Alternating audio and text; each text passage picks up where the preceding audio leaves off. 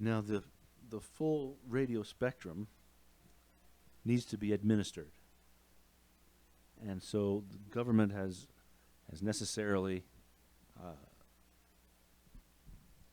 put regulations on what frequencies, what bands you can operate in. Again, because if we left everybody to their own devices, we'd have a lot of interference and clashing.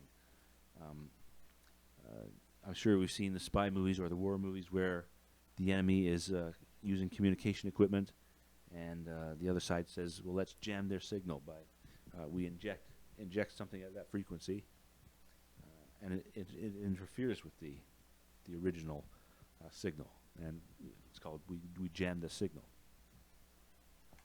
So to avoid that, government regulators, I think it's called the FCC in the States, the Federal Communications Commission, and the Canadian version just escapes me now. I just can't recall off the top of my head. But these are regulatory bodies, and they divide up the spectrum.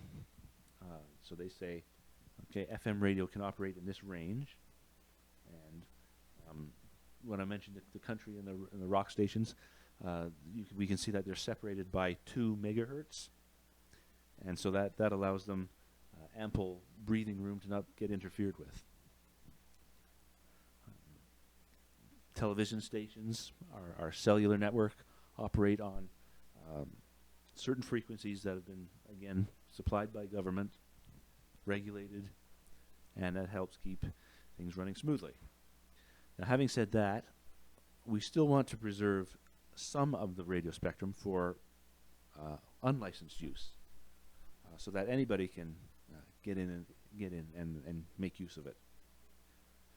And that is the case for helium and the helium network. They will operate in the 900 megahertz band. Now, it's not a precise, they're not all sitting on a precise 900. I think the range is 902 to 915, if I remember correctly. So it's that range, though, and we refer to the band or the overall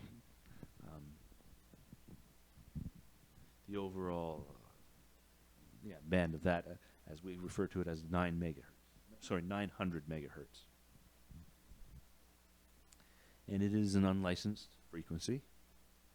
So we're going to have to be careful not to step on each other's toes and deploy our units strategically.